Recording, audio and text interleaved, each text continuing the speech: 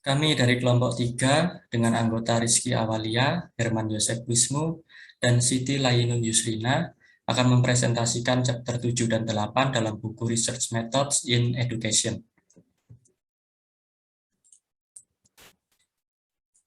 Dalam chapter 7 yaitu Naturalistic dan Ethnographic Research dan chapter 8 Historical and Documentary Research.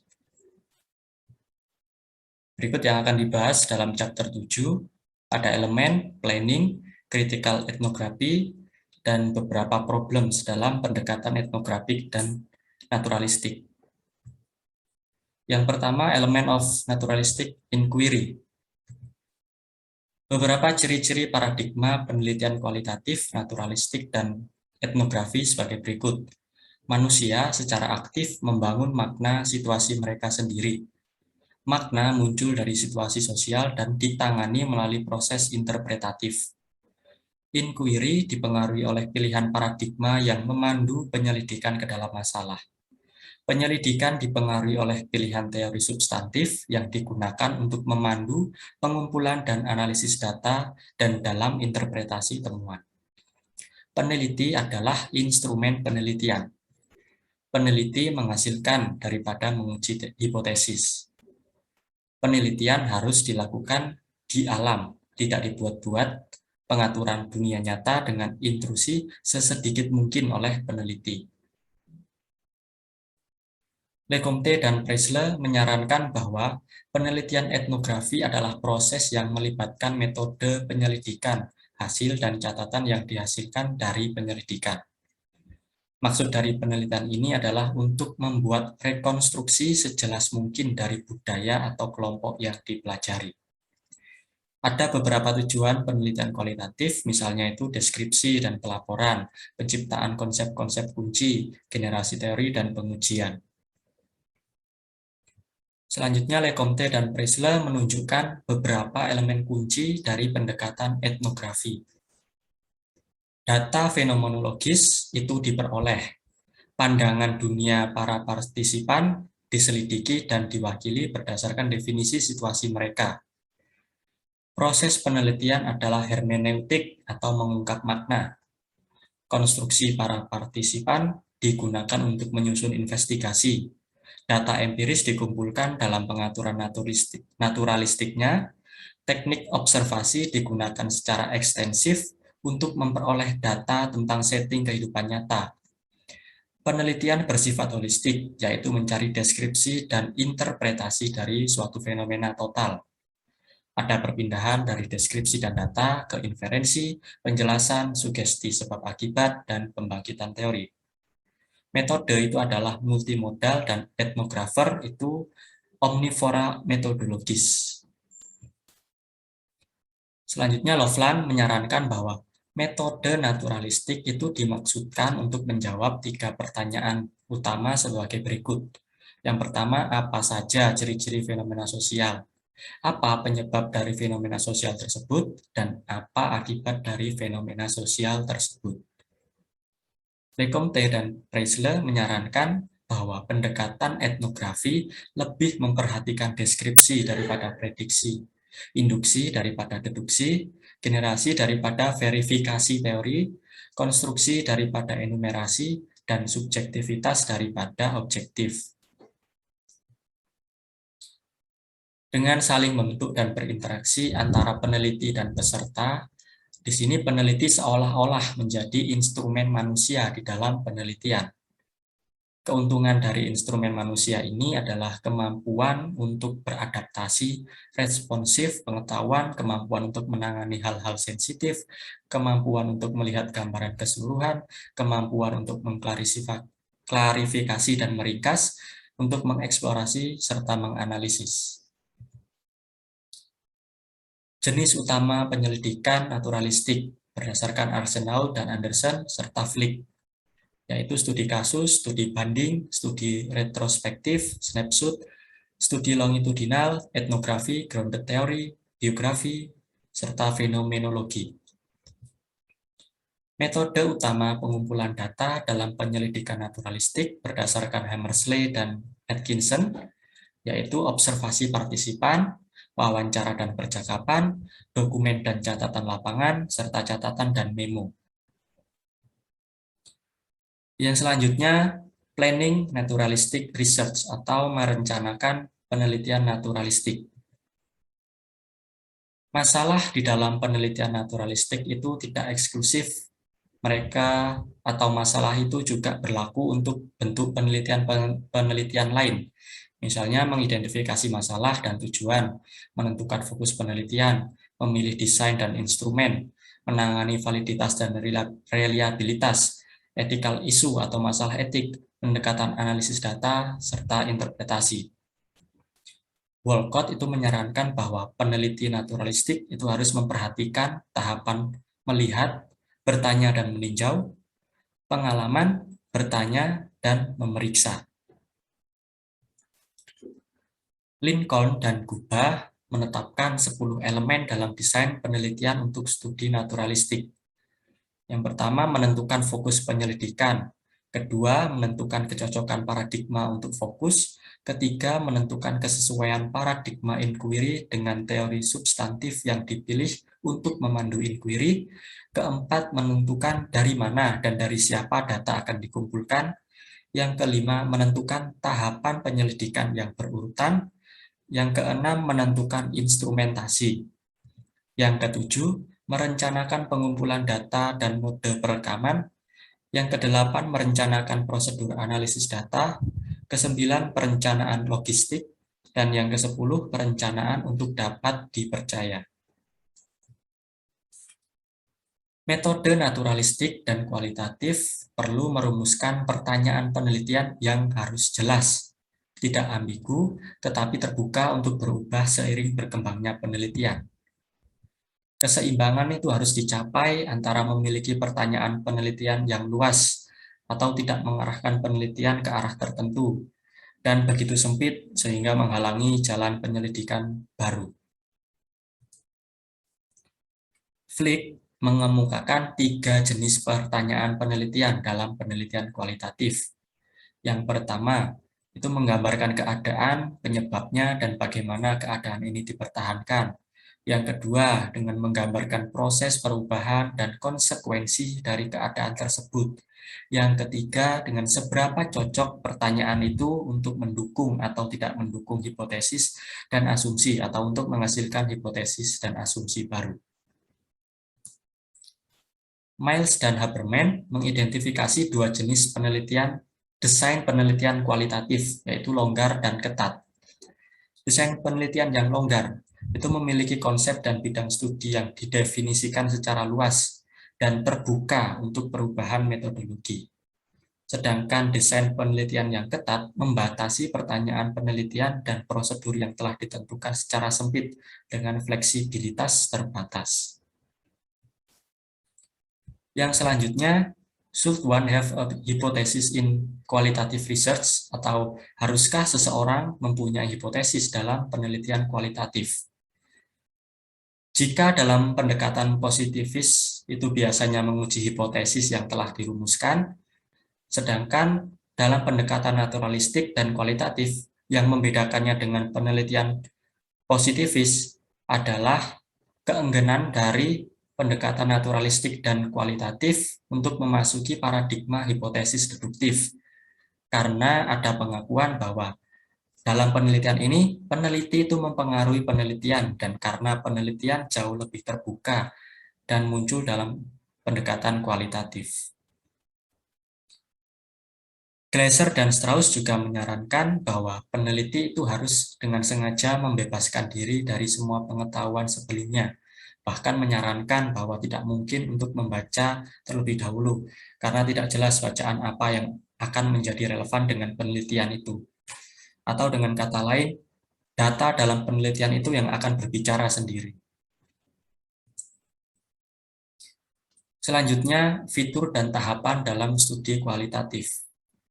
Untuk yang pertama, fitur studi kualitatif, yaitu studi ini menggunakan prosedur yang ketat dan beberapa metode untuk pengumpulan data. Studi ini dibingkai dalam asumsi dan sifat penelitian kualitatif. Inquiry itu adalah fitur utama.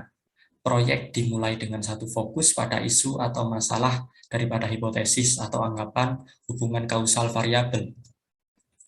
Kriteria untuk verifikasi itu ditetapkan dan ketelitian dipraktikkan dalam penulisan laporan. Verisimilitude diperlukan sehingga pembaca itu nanti dapat membayangkan sedang berada dalam situasi tersebut. Data dianalisis pada tingkat yang berbeda, serta penulisan melibatkan pembaca dan penuh dengan wawasan yang tak terduga, sambil mempertahankan kepercayaan dan akurasi. Kemudian tahapan dalam studi kualitatif. Yang pertama, tahap 1, menemukan bidang studi. Di dalam beberapa penelitian kualitatif, pemilihan bidang penelitian itu diinformasikan oleh tujuan penelitian, kebutuhan penelitian, apa yang memunculkan penelitian, masalah yang akan dibahas, dan pertanyaan penelitian. Namun juga dalam penelitian kualitatif, unsur-unsur tersebut itu mungkin muncul setelah peneliti itu tenggelam selama beberapa waktu di lokasi penelitian itu sendiri. Tahap yang kedua, mengatasi masalah etika. Masalah etika yang mungkin muncul dalam penelitian itu adalah masalah informed consent atau penjelasan dan persetujuan dari partisipan. Juga ada masalah resiko dan kerentanan terhadap subjek yang dipilih. Nah, di tahap yang kedua ini adalah bagaimana untuk mengatasi masalah-masalah etika tersebut. Selanjutnya, Bogdan dan Bigland itu juga menambahkan perlunya untuk menghormati partisipan sebagai subjek, bukan hanya sebagai objek penelitian yang akan digunakan dan kemudian dibuang. Pada tahap yang ketiga, memutuskan pengambilan sampel. Peneliti itu selalu dihadapkan pada masalah pengambilan sampel, yaitu memutuskan orang mana yang mungkin dipilih untuk mewakili kelompok yang lebih luas. Dalam penyelidikan etnografi, pengambilan sampel itu bersifat rekursif dan ad hoc daripada tetap pada awalnya. Atau secara sederhana bisa dikatakan pengambilan sampelnya dapat berubah dan berkembang dari waktu ke waktu. Lecomte dan Preisler menunjukkan bahwa metode etnografi mengesampingkan pengambilan sampel secara statistik karena berbagai alasan, yaitu karakteristik populasi yang lebih luas itu tidak diketahui, tidak ada penanda batas yang jelas, generalisasi itu tujuan metode statistik, belum tentu tujuan etnografi, karakteristik sampel mungkin tidak terdistribusi secara merata di seluruh sampel. Hanya satu atau dua himpunan bagian dari karakteristik sampel total yang mungkin penting. Kemudian peneliti mungkin tidak memiliki akses ke seluruh populasi. Juga beberapa anggota subset mungkin tidak diambil dari populasi dari mana sampling dimaksudkan untuk diambil. Seleksi berdasarkan kriteria itu mengharuskan peneliti untuk menentukan terlebih dahulu seperangkat atribut, faktor, karakteristik, atau kriteria yang harus ditangani oleh penelitian. Nah, dan kemudian memastikan bahwa hal-hal tersebut itu muncul dalam sampel yang dipilih. Di dalam penelitian kualitatif, pengambilan sampel tidak selalu diputuskan terlebih dahulu dengan dasar sekali dan untuk semua, tetapi dapat diputuskan, diubah, ditambah, dan diperluas seiring dengan kemajuan penelitian. Tahap yang keempat, menemukan peran dan mengelola entry ke dalam konteks. Lecomte dan Preisler berkomentar bahwa elemen terpenting dalam mengamankan akses adalah kemauan peneliti untuk bersikap fleksibel dan kepekaan mereka terhadap nuansa perilaku dan respons pada partisipan. Flick juga menyarankan 4 peran peneliti, yaitu orang asing, pengunjung, orang dalam, dan inisiasi. 2 yang pertama, yaitu orang asing dan pengunjung, itu pada dasarnya mempertahankan peneliti sebagai orang luar. Sedangkan 2 yang terakhir, yaitu orang dalam dan inisiasi, itu berusaha meneliti untuk menjangkau institusi dari sudut pandang orang dalam. Dalam bagan juga bisa ditunjukkan bagaimana seorang peneliti itu mempunyai 4 peran, sehingga ada keseimbangan antara peneliti sebagai orang luar dan peneliti juga harus menjadi orang dalam. Pada tahap yang selanjutnya akan dijelaskan oleh rekan saya.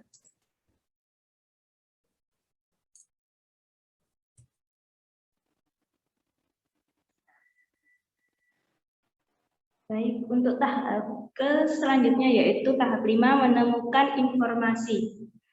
Menemukan informan. Mencari informan itu melibatkan identifikasi orang-orang yang memiliki pengetahuan tentang masyarakat atau kelompok yang sedang dipelajari. Lanjut. Informan itu memenuhi dari beberapa kriteria, diantaranya yaitu informan mana yang berkompeten untuk memberikan komentar dan dapat diandalkan, apa status informan itu, seberapa representatif informan, kunci dari berbagai orang, masalah, situasi, pandangan, status, peran, kelompok. Selanjutnya,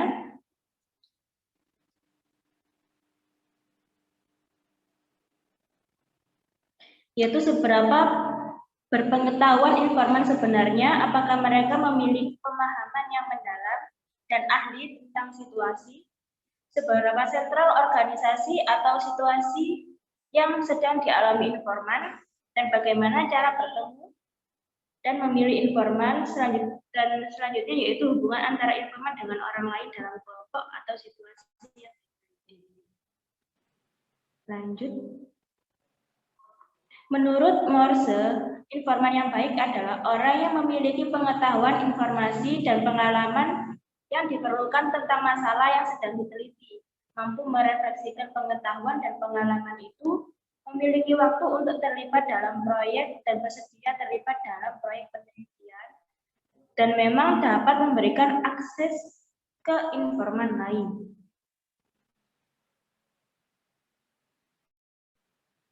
Tahap selanjutnya yaitu mengembangkan dan memelihara hubungan di lapangan. Tahap ini melibatkan masalah interpersonal dan praktis, misalnya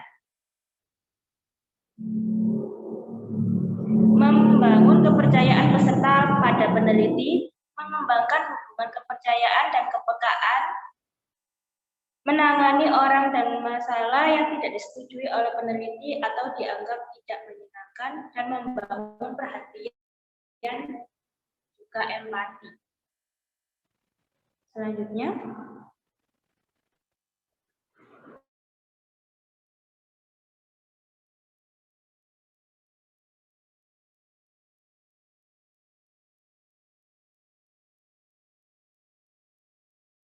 Lecomte dan Press menimbulkan masalah dan penelitian yang dilakukan secara Next.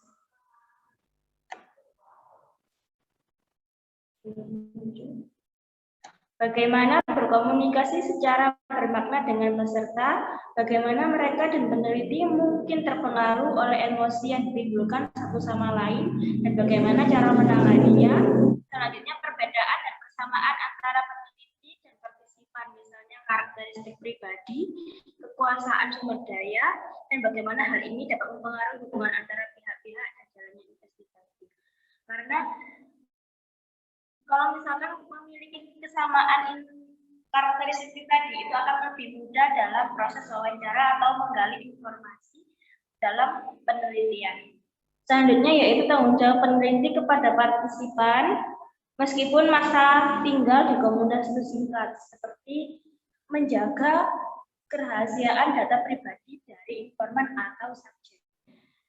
Selanjutnya yaitu bagaimana menyeimbangkan tanggung jawab kepada masyarakat dengan tanggung jawab kepada pihak lain yang berkepentingan. Selanjutnya,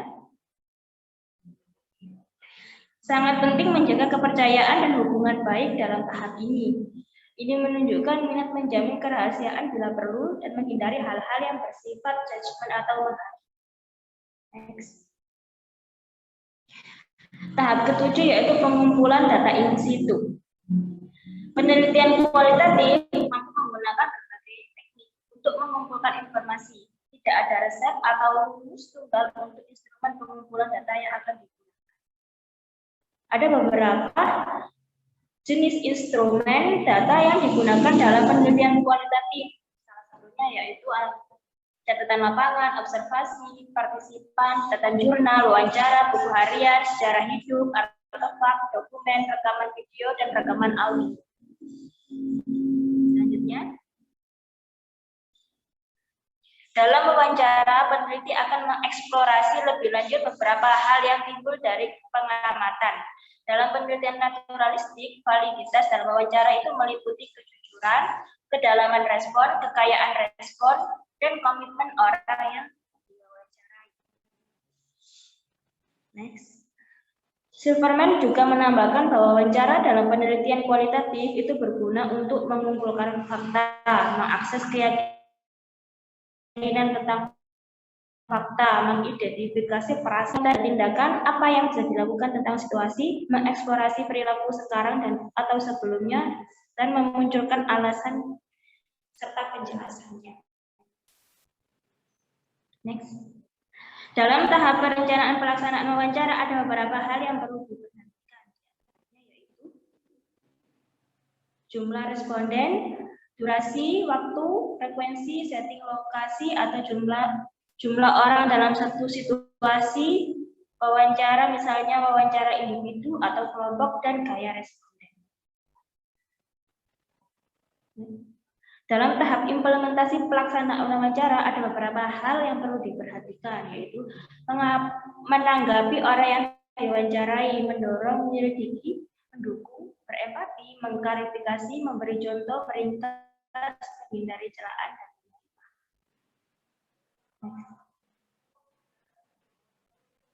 dalam tahap analisis wawancara ada beberapa hal yang perlu diperhatikan.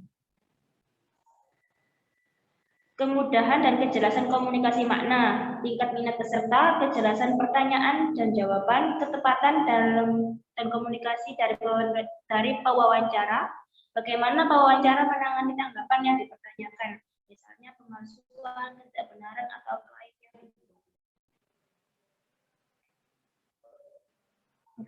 Wawancara kualitatif cenderung menjauh dari bentuk standar dan prastruktur.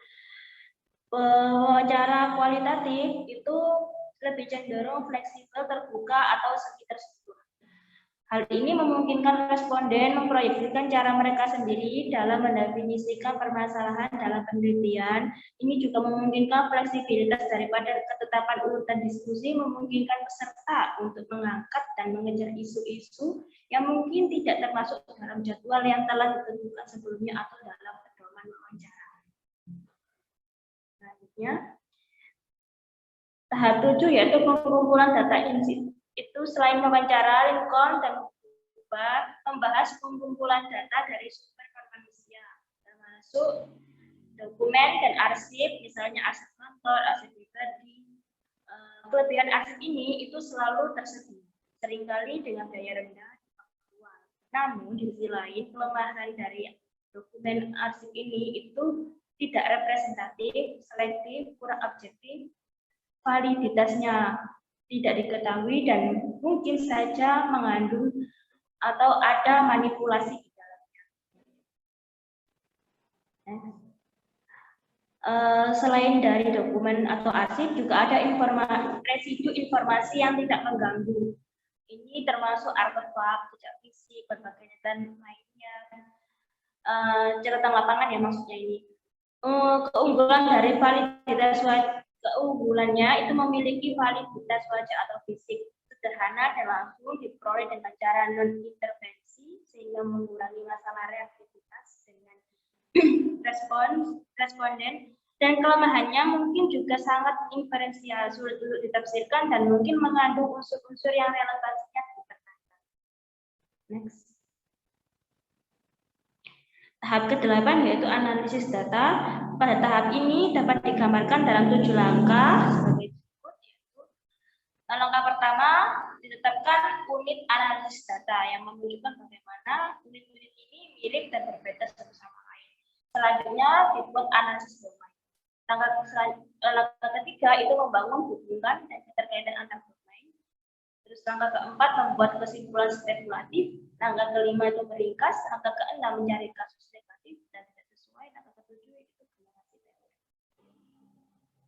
Next. Tahap ke-9 yaitu meninggalkan lapangan. Pada tahap ini peneliti telah menyelesaikan penelitian, dan sebelum meninggalkan lapangan seharusnya peneliti atau diharapkan peneliti memeriksa kembali dan memastikan kelengkapan data. agar tidak terjadi kekurangan data atau missing data, dan selanjutnya menganalisis dan menarik kesimpulan. Tahap ke-10 yaitu menulis laporan. Lincoln dan Cooper memberikan beberapa panduan untuk menulis studi kasus, yaitu antaranya sedapat mungkin penulis harus melaporkan fakta, kecuali di bagian-bagian di mana interpretasi, evaluasi, dan kesimpulan dibuat itu secara eksplisit. Selanjutnya yaitu dalam menyusun laporan disarankan untuk memilih penyertaan yang berlebihan atau secara lengkap dan terperinci daripada penyertaan yang kurang. Penulis studi kasus harus memperjelas data yang menimbulkan laporan, sehingga pembaca memiliki sarana untuk memeriksa kembali reliabilitas dan validitas kesimpulan. Dan tanggal atau waktu-waktu dalam pelaksanaan penelitian itu harus tercatat atau harus ditentukan. Spread lain mengemukakan 9 langkah praktis yang dapat dilakukan dalam menulis sebuah etnografi. Di antaranya yaitu pilih audiens, pilih tesis, buat daftar topik, dan buat garis besar etnografi. Tulis draft kasar dari setiap bagian etnografi. Selanjutnya merevisi garis besar dan membuat subjudul. Kemudian mengedit draftnya. Setelah itu membuat pendahuluan dan penutup. Langkah selanjutnya itu mereview atau membaca ulang data dan laporan untuk mengidentifikasi contoh, dan yang terakhir adalah tulis versi final atau versi lengkap. Bab selanjutnya yaitu critical ethnography. Critical ethnography atau dalam bahasa Indonesianya yaitu etnografi kritis. Etnografi kritis itu berasal dari etnografi yang yaitu merupakan salah satu pendekatan dalam metode penelitian kualitatif yang berusaha mengeksplor suatu budaya yang ada di masyarakat. Nah, etnografi kritis itu sendiri adalah jenis penelitian etnografi di mana penulis tertarik memperjuangkan emansipasi kelompok yang terpinggirkan di dalam masyarakat. Penelitian ini itu menyelidiki tentang masalah sosial kekuasaan, pemberdayaan, ketidaksetaraan, ketidakadilan, dominasi, represi, hegemoni. Next. Krespeken dan Apple mengidentifikasi 5 tahap dalam etnografi kritis, yaitu langsung aja next. Tahap 1, menyusun catatan primer melalui pengumpulan data monologis. Pada tahap ini, itu peneliti memperoleh data yang objektif dari partisipan atau responden dan bersifat monologis. Bersifat monologis itu berarti bahwa hal itu hanya menyangkut para peneliti yang menulis catatan mereka sendiri untuk diri mereka sendiri. Maksudnya di sini peneliti membuat catatan pribadi yang terjadi pada saat di lapangan atau dalam saat melakukan penelitian. Selanjutnya, tahap kedua yaitu analisis rekonstruksi awal. Analisis rekonstruksi awal ini mencoba mengungkapkan komponen makna atau abstraksi yang diterima begitu saja yang dimiliki partisipan dari suatu situasi. Analisis tersebut dimaksudkan untuk mengidentifikasi sistem nilai, norma, konsep kunci yang memandu dan menopang situasi. Next, tahap ketiga itu pengumpulan data dialogis. Di sini data dihasilkan oleh dan didiskusikan dengan para partisipan. Pada pengumpulan data dialogis inilah terlaksananya kegiatan wawancara. Peserta diminta untuk merenungkan situasi, keadaan, dan kehidupan mereka sendiri untuk mulai berteori tentang kehidupan mereka. Ini adalah tahap penting karena memungkinkan peserta untuk mengeluarkan apa yang pendapat mereka, mengeluarkan yang dapat mendemokratisasikan penelitian itu sendiri. Tahap keempat itu menemukan hubungan sistem. Tahap ini menghubungkan kelompok yang sedang dipelajari dengan faktor-faktor lain yang menimpa kelompok itu. Misalnya kelompok masyarakat lokal, situs lokal yang menghasilkan produk. Next. Tahap Kelima, menggunakan hubungan sistem untuk menyelesaikan temuan. Tahap ini berusaha untuk mengaji dan menjelaskan temuan-temuan yang ada pada penelitian dan dikaitkan berdasarkan teori-teori. Next. Bab selanjutnya yaitu some problem with ethnographic and naturalistic approach, atau beberapa problem yang berkaitan dengan etnografi dan pendekatan naturalistik.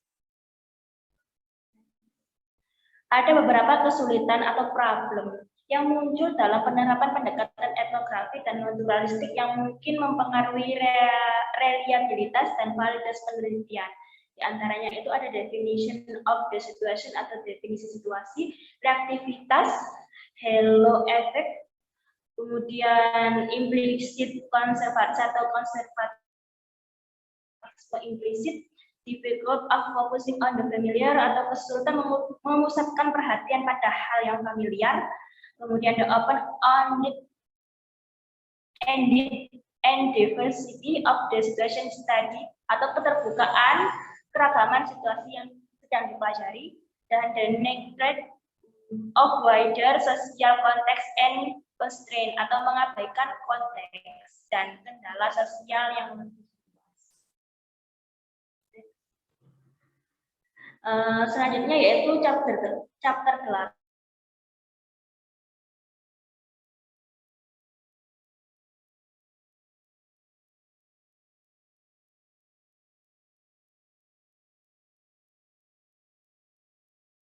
Mengusung tentang historical and developmental penelitian.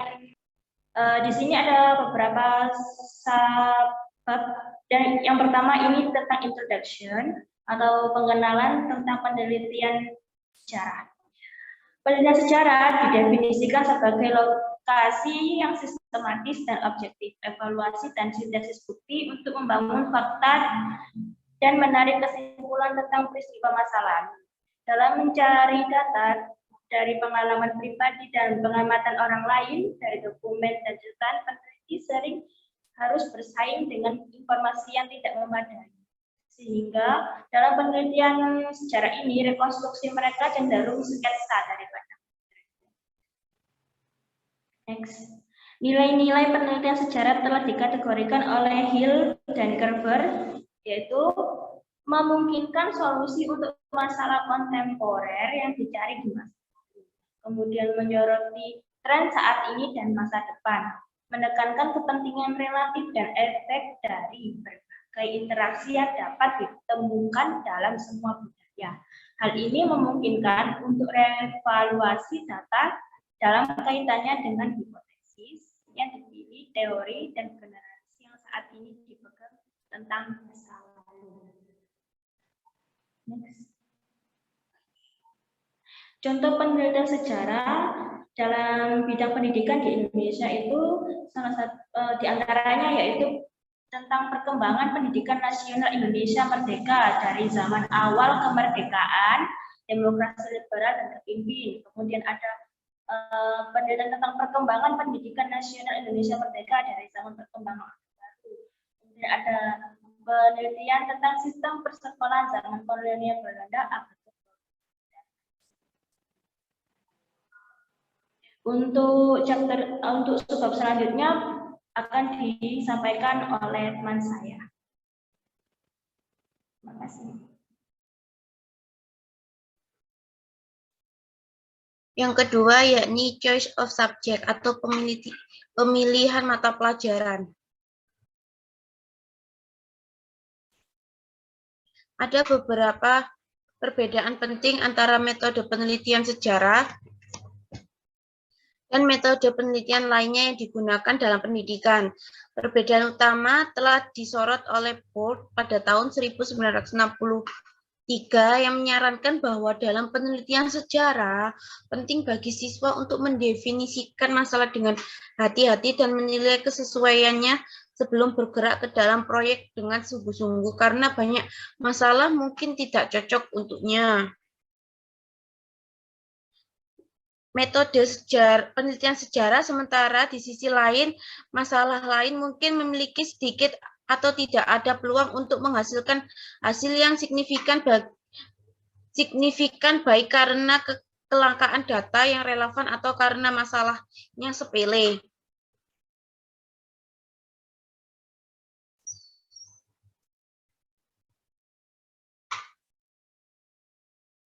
Bates pada tahun 1970 mengungkapkan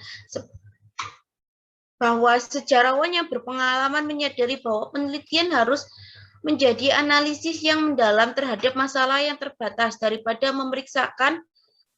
pemeriksaan yang dangkal dari area yang luas. Gottschalk pada tahun 1951 merekomendasikan bahwa 4 pertanyaan yang harus ditanyakan dalam mengidentifikasikan topik. Yang pertama, pertanyaan di mana acara berlangsung. Pertanyaan yang kedua, yakni siapa orang yang terlibat. Pertanyaan yang ketiga, yakni kapan peristiwa itu terjadi. Dan pertanyaan yang keempat, yakni apa jenis aktivitas manusia yang terlibat. Hill and Kepler pada tahun 1967 telah menunjukkan bahwa evaluasi dan perumusan masalah yang terkait dengan penelitian sejarah sering melibatkan kepribadian penelitian untuk tingkat yang lebih besar daripada jenis penelitian dasar lainnya. Yang ketiga yakni data collection atau pengumpulan data. Salah satu perbedaan utama antara penelitian sejarah untuk bentuk penelitian lainnya adalah bahwa penelitian sejarah harus berurusan dengan data yang sudah ada. Hopkins pada tahun 1955 berpendapat bahwa karena sejarah bukanlah ilmu yang menggunakan pengamatan langsung seperti dalam kimia atau biologi, sejarawan seperti arkeolog harus menafsirkan peristiwa masa lalu dengan jejak yang telah ditinggalkan. Sumber data dalam penelitian sejarah dapat diklarifikasikan menjadi 2 kelompok, yakni sumber primer yang merupakan darah kehidupan penelitian sejarah dan sumber sekunder yang dapat digunakan jika tidak ada atau untuk melengkapi data primer. Yang keempat yakni evaluation atau evaluasi.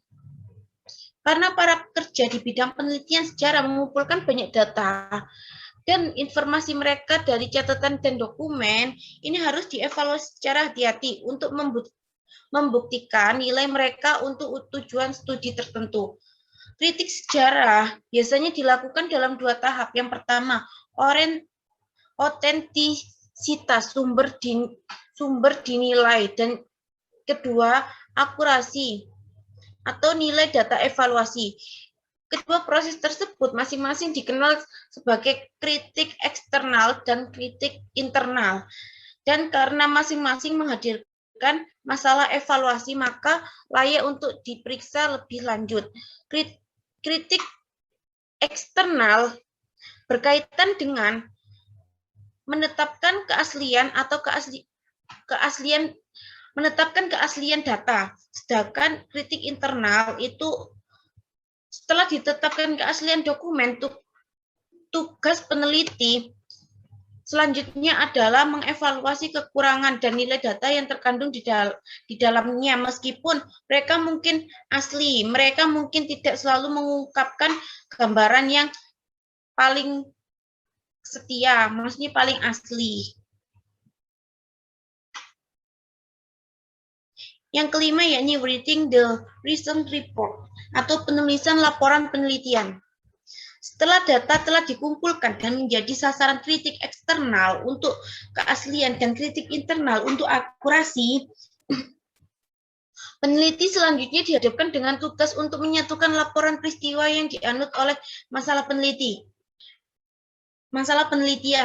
Bates pada tahun 1970 telah membuat daftar jenis masalah yang terjadi dalam berbagai jenis proyek penelitian sejarah yang diajukan oleh mahasiswa. Ini termasuk yang pertama, mengidentifikasikan masalah terlalu luas. Yang kedua, kecenderungan untuk menggunakan sumber data sekunder. Yang ketiga, yakni kritik historis data yang tidak memadai. Yang keempat, yakni analisis logika yang buruk. Yang kelima, yakni ekspresi bias pribadi. Yang keenam, laporan yang buruk dalam gaya yang membosankan dan tidak berwarna. Board and Gable pada tahun 1979 mengemukakan beberapa kesalahan yang dapat dilakukan dalam melakukan penelitian sejarah, yakni yang pertama, memilih topik yang sumber sejarahnya sedikit, tidak dapat diakses atau tidak ada terlalu bergantung pada sumber sekunder.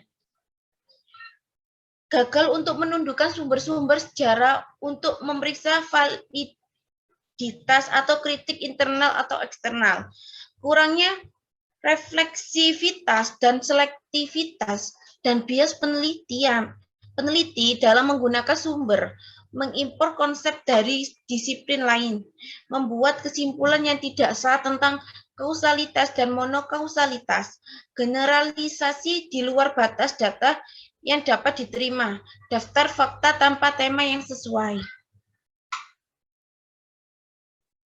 Untuk menyimpulkan pada catatan yang lebih positif, Mowley pada tahun 1978 merinci 5 kriteria dasar untuk mengevaluasi penelitian sejarah.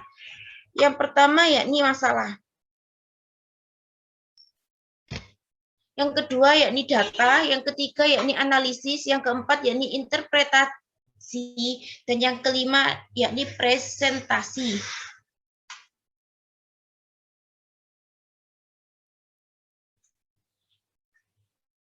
Berikutnya yakni yang keenam, the use of quantitative methods atau penggunaan metode kuantitatif. Dari metode-metode ini yang paling relevan dengan penelitian sejarah adalah metode analisis isi yang tujuan dasarnya adalah mengambil dokumen verbal non-kuantitatif dan mengubah menjadi data kuantitatif. Menurut Bailey pada tahun 1978. Analisis isi sendiri telah didefinisikan sebagai metode penelitian multiguna yang dikembangkan secara khusus untuk menyelidiki spektrum masalah yang luas di mana isi komunikasi berfungsi sebagai dasar inferensi dari jumlah kata hingga kategorisasi. Tujuan analisis isi telah didefinisikan oleh Holstein pada tahun 1968. Yang pertama yakni untuk menggambarkan tren dalam konten komunikasi, dan yang kedua untuk menghubungkan karakteristik sumber yang diketahui dengan pesan yang mereka hasilkan. Yang ketiga untuk mengaudit konten komunikasi terhadap standar. Yang keempat yakni untuk menganalisis teknik persuasi. Yang kelima untuk menganalisis gaya. Yang keenam untuk menghubungkan atribut audiens yang diketahui dengan pesan yang dibuat untuk mereka. Dan yang terakhir yakni untuk menggambarkan pola komunikasi. Berikutnya yakni yang ketujuh, life history atau sejarah hidup. Sejarah kehidupan menurut Plumer pada tahun 1983 seringkali merupakan buku lengkap tentang kehidupan seseorang dengan kata-kata sendiri. Seringkali Plumer mengamati, dikumpulkan selama beberapa tahun. Peneliti memberikan bimbingan lembut untuk subjek, mendorong dia baik untuk menulis episode kehidupan atau merekamnya. Pada dasarnya, riwayat hidup adalah teknik interaktif dan kooperatif yang melibatkan peneliti secara langsung, menurut Plumer pada tahun 1983. Mailer pada tahun 1999 menunjukkan bahwa peneliti biografi adalah cara yang khas untuk mengkonseptualisasikan aktivitas sosial. Dia memberikan garis besar dari 3 pendekatan utama untuk analisis, yaitu pertama realis atau fokus pada teknik grounded theory. Yang kedua yakni teori neopositif, digunakan wawancara yang lebih struktur. Yang berikutnya yakni narasi, menggunakan interaksi antara pewawancara dan yang diwawancarai untuk secara aktif membangun sejarah hidup. Jensen pada tahun 1999 mengungkapkan bahwa pada beberapa jenis metode penelitian biografi, antara lain yakni biografi, autobiografi, cerita, wacana, tulisan narasi, sejarah pribadi, sejarah lisan, sejarah kasus, sejarah hidup, pengalaman pribadi, dan studi kasus. Sejarah hidup melibatkan 5 proses penelitian yang luas. Ini telah diidentifikasikan dan dijelaskan oleh Plumer pada tahun 1983. Yang pertama yakni persiapan. Ini melibatkan peneliti baik dalam memilih masalah yang tepat dan merancang teknik penelitian yang relevan. Yang kedua yakni pengumpulan data. Inti dari keberhasilan riwayat hidup adalah kemampuan peneliti untuk menggunakan berbagai teknik wawancara. Yang ketiga yakni penyimpanan data. Biasanya riwayat hidup menghasilkan sejumlah besar data.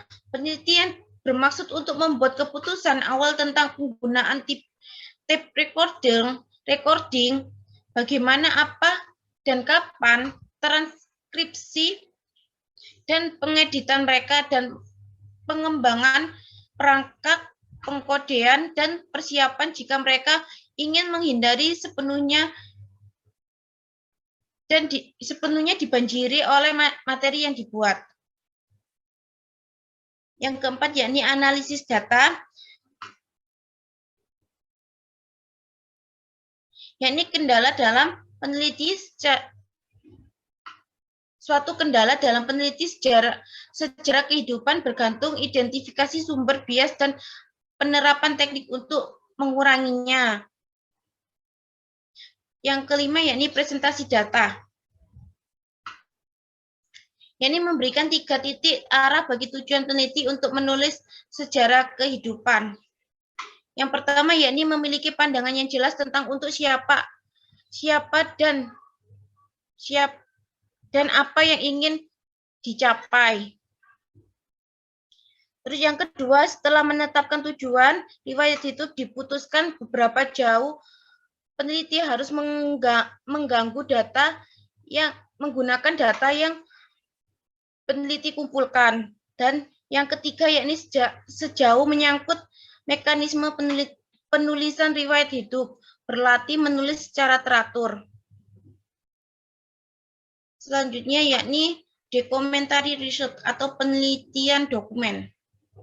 Dokumen berguna dalam membuat lebih terlihat fenomena yang diteliti menurut Preyer. Namun mereka harus diambil dalam hubungannya dengan berbagai macam faktor lainnya yang terjadi pada waktu yang sama. Analisis dokumenter memiliki beberapa daya tarik. Ini dapat memungkinkan peneliti untuk menjangkau orang atau subjek yang tidak dapat diakses seperti dalam kasus penelitian sejarah. Di sisi lain, dokumen membawa kesulitan. Mereka mungkin sangat bias dan selektif. Mereka tidak dimaksudkan untuk dianggap sebagai data peneliti, tetapi ditulis untuk tujuan, audiens, dan konten yang berbeda.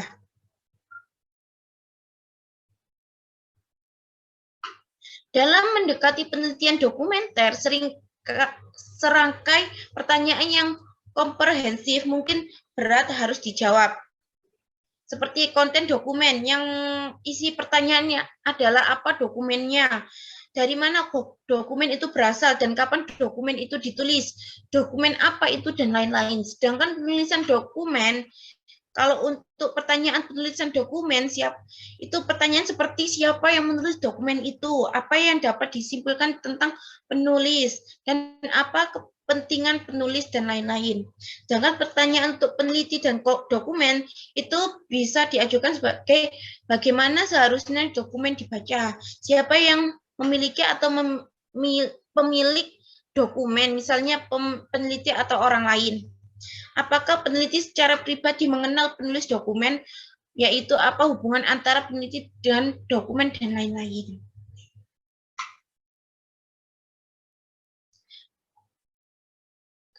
Keandalan dan validitas dalam analisis dokumenter. Validitas mungkin kuat dalam dokumen orang pertama atau dokumen yang ditulis untuk tujuan tertentu menurut Bailey. Namun tujuan itu mungkin tidak sesuai dengan penelitian sehingga mengurangi validitasnya untuk tujuan penelitian. Bailey menyarankan bahwa validitas wajah dan validitas konstruk dalam dokumen mungkin lebih kuat dan lebih memadai daripada bentuk validitas lainnya, meskipun pembuktian dengan dokumen lain harus dilakukan sedapat mungkin. Scott pada tahun 1990 mengemukakan 4 kriteria validitas dan reliabilitas dalam menggunakan dokumen. Yang pertama yakni keaslian, kredibilitas termasuk akurasi, legitimasi, dan ketulusan. Yang ketiga yakni keterwakilan, yang termasuk ketersediaan dan dokumen mana yang bertahan dari waktu ke waktu. Dan yang terakhir yakni makna atau aktual dan ditafsirkan. Terima kasih. Itu saja yang dapat kami sampaikan dari kelompok kami. Kurang lebihnya kami mohon maaf. Terima kasih.